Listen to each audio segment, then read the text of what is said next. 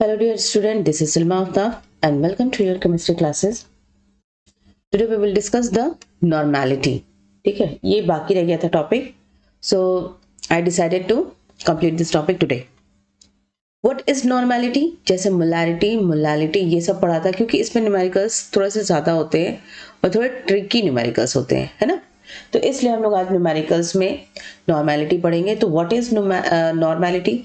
Normality भी क्या है कि जैसे हम लोग नंबर ऑफ मोल्स डिसॉल्व कर रहे थे अपने सॉल्यूशन में, in the same way normality का भी कुछ फॉर्मूला होता है and the formula is number of equivalent solute. यहाँ पे एक टर्म है that is your equivalent solute. Number of equivalent solute dissolved इन, जैसे वहां पे डिसॉल्व किया जा रहा था तो dissolved in per 1000 ml of the solution, वही 1 लीटर ऑफ द सॉल्यूशन. ठीक है, या पर 1000 ml लिख दो, पर 1000 ml ऑफ द सॉल्यूशन. ठीक है, ये तो हो गया formula and it is represented bye n. ठीक है, इसको हम लोग रिप्रेजेंट करते हैं n से. तो number of equivalent solute dissolve in 1000 ml of the solution, ये तो हो गया. ठीक है, तो n is equals to, formula बन गया हम लोगों का, n इज इक्वल्स टू वही number of equivalent solute divided by. अब ये चीज नंबर ऑफ इक्विवेलेंट सॉल्यूट ये कैसे डिटरमाइन करेंगे? ठीक है, नंबर ऑफ इक्विवेलेंट सॉल्यूट यही पता करना. ये तो हमें पता है कि 1000 ml सॉल्यूशन होगा, लेकिन ये डिटरमाइन करने के लिए हमें और आगे हम एक स्टेप जाएंगे क्योंकि न्यूमेरिकल डायरेक्ट यहाँ से सॉल्व नहीं होगा. ओके, तो न्यूमेरिकल सॉल्व करने के लिए हम एक स्टेप और आगे जाएंगे कि तो पहले हम ये सीखेंगे कि नंबर ऑफ इक्विवेलेंट सॉल्यूट कैसे निकालते हैं. ठीक है, तो n is equals to number of equivalent solute dissolve in per 1000 ml of the solution and number of equivalent solute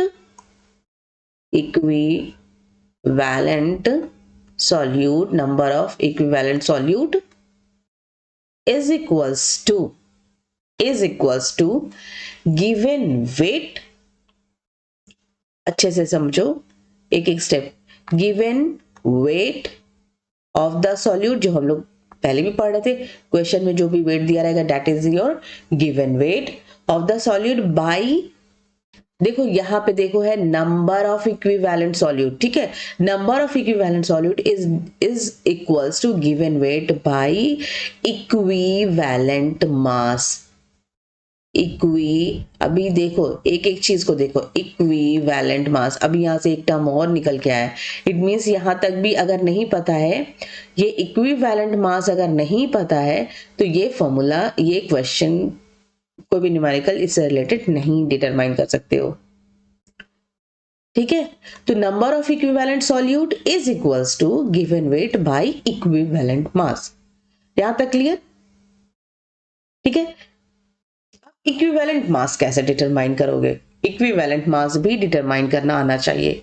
अगर कैसे पता चलेगा? देखो यहाँ पे नंबर ऑफ इक्विवेलेंट सॉल्यूट है इज इक्वल्स टू इक्विवेलेंट, यहाँ पे नंबर ऑफ इक्विवेलेंट सॉल्यूट है, ये equivalent mass of the solute है. ये दोनों चीजें डिफरेंट है.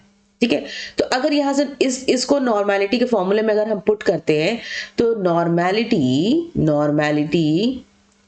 Is equals to number of equivalent solute की जगह पे यहाँ पे पुट कर देंगे तो यहाँ पे हो जाएगा हम लोगों का गिवन वेट. ठीक है, it will be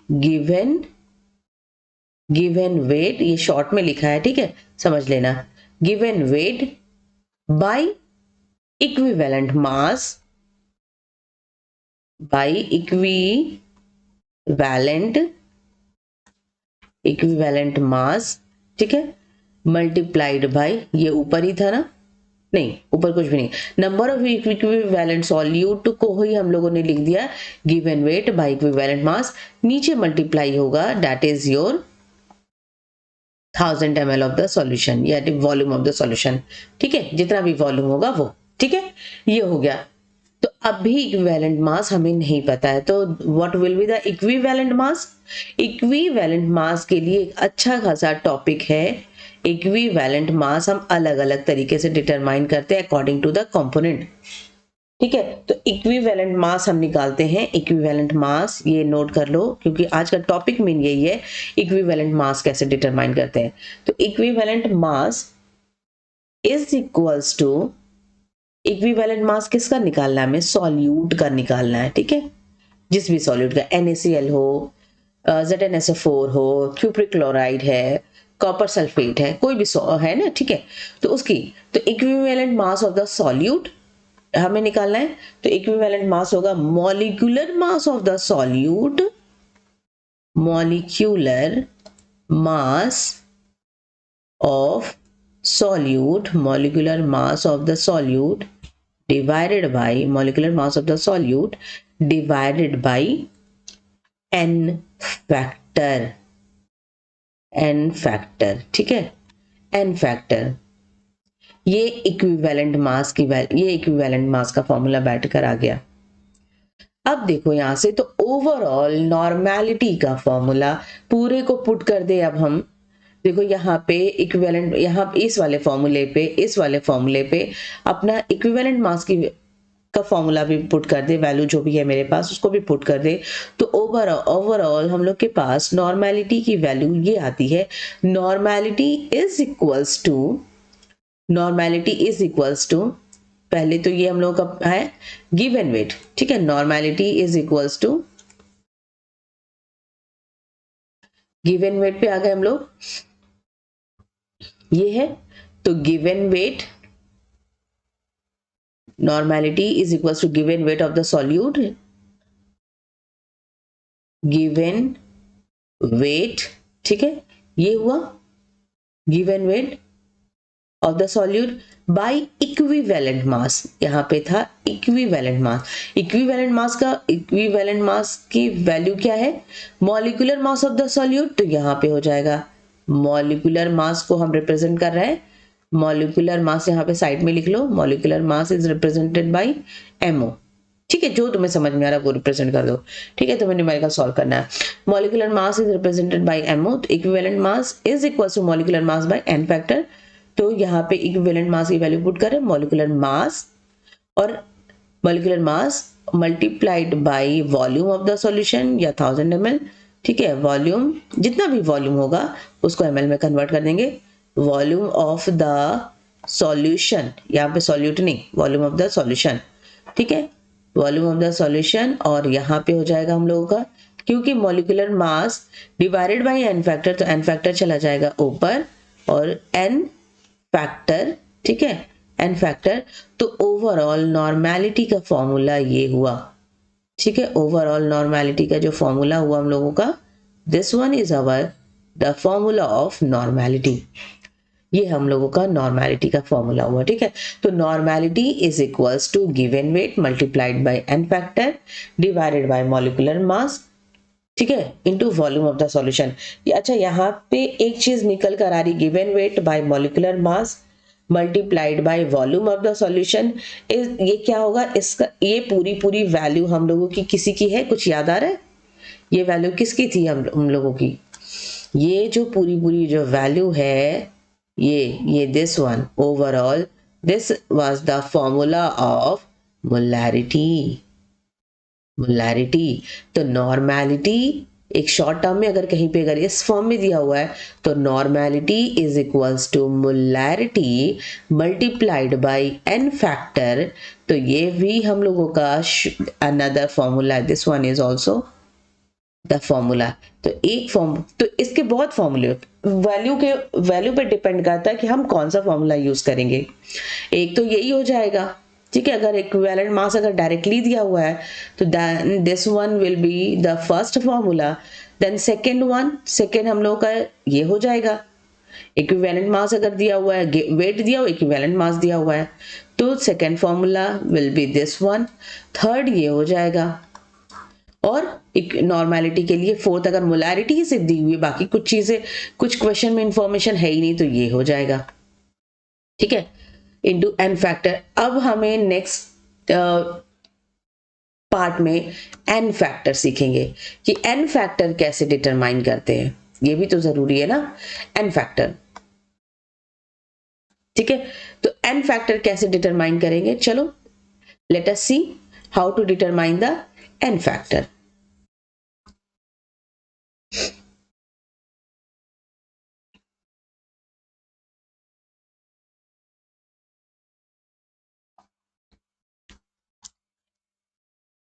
n factor हम लोग अलग अलग केसेस में अलग अलग तरह से डिटरमाइन करेंगे n फैक्टर को, ठीक है। फर्स्ट, अगर हम लोगों के पास एसिड है, फर्स्ट केस विल बी अगर इफ वी हैव एसिड, ठीक है, एसिड के लिए तो फर्स्ट हम लोग बना लेते हैं, first is our in case of acid, सबके लिए अलग निकालेंगे एन फैक्टर, ठीक है। एसिड के केस में क्या होगा, सपोज हम लोग के पास एसिड में है, हम लोगों के पास, ठीक है, एसिड है अगर हम लोगों के पास, तो एसिड यानी कि H प्लस आयन रिप्लेस करेगा, वो H प्लस आयन डोनेट करेगा, तो जितने वो H plus ion aqueous medium में वो ब्रेक करा रहा है, जितने आयंस H प्लस आयन के देंगे, that will be your n factor.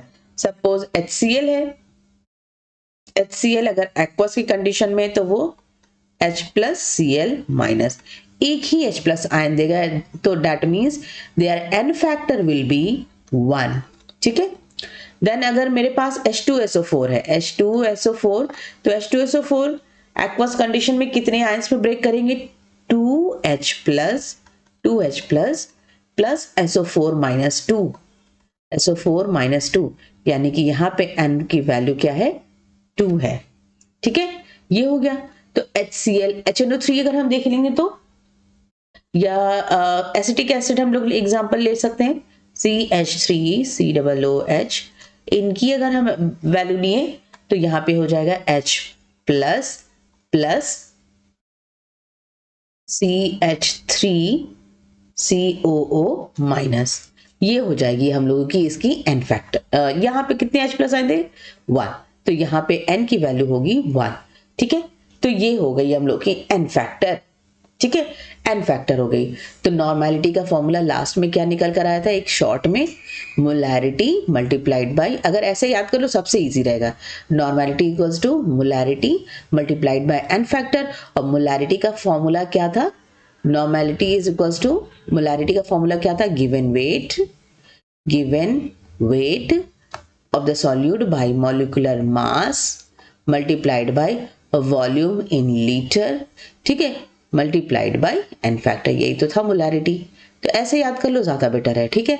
ये चीजें मेरे पास हैं, तो ये फॉर्मूला निकल कर आ जाएगा, ठीक है। अब इसके बाद क्या था, ये सब कैसे निकल कर आया था हम लोग देख चुके हैं, ठीक है। अब हम लोग ये हो गया, ठीक है,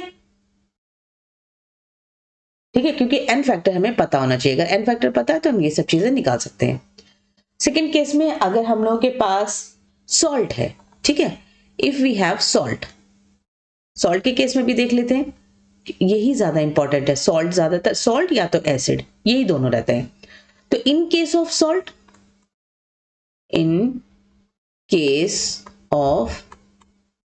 अगर मेरे पास सॉल्ट है, तो सॉल्ट यानी कि it is the composition of, एक कटायन होगा और एक कटायन प्लस एनायन होगा, ठीक है।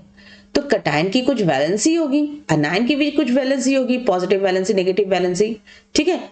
तो उस वैलेंसी के बेसिस पे हम लोग यहाँ पर इसकी n वैल्यू निकालते हैं, n फैक्टर वैल्यू निकालते हैं, ठीक है। तो suppose let us take the example हम लोग ले लेते हैं, जैसे कि हम लोग के पास है NaCl, ठीक है। तो NaCl, Na की कितनी वैल्यू है, I mean, उसकी वैलेंसी कितनी है, वैलेंसी के बेसिस पे Na और Cl में Na की वैलेंसी हम लोग की होती है 1, ठीक है, Na की वैलेंसी +1, ठीक है, वो होगी +1, हो गया। तो यहाँ पे n फैक्टर होगी, n की वैल्यू होगी 1, दैट्स इट। अगर हम लेते हैं एग्जांपल Na2CO3, यहाँ पे बताना क्या है, Na2CO3।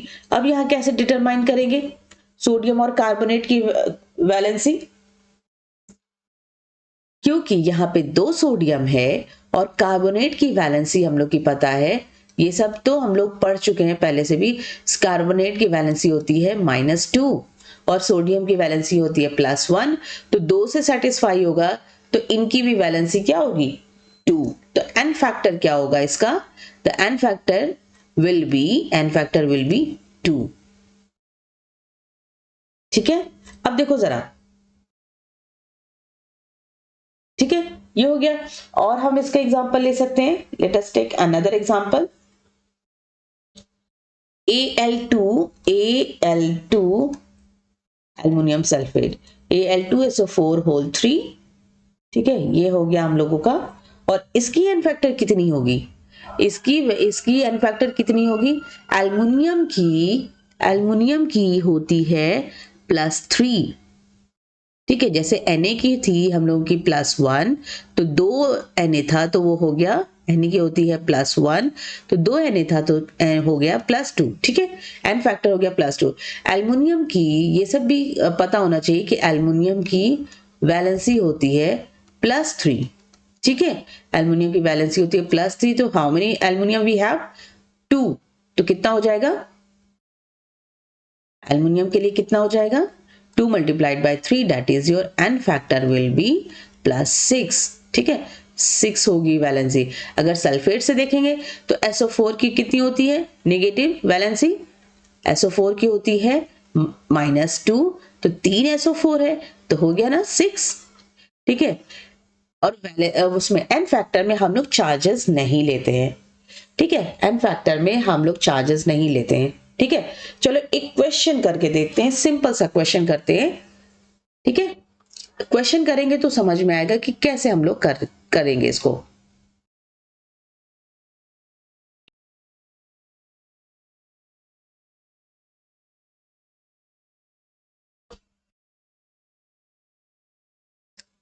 देखो, क्वेश्चन के अकॉर्डिंग अगर समझेंगे तो हम लोग इसको निकाल सकते हैं। ठीक है, क्वेश्चन में दिया हुआ है कि equivalent mass, we have to determine the equivalent mass.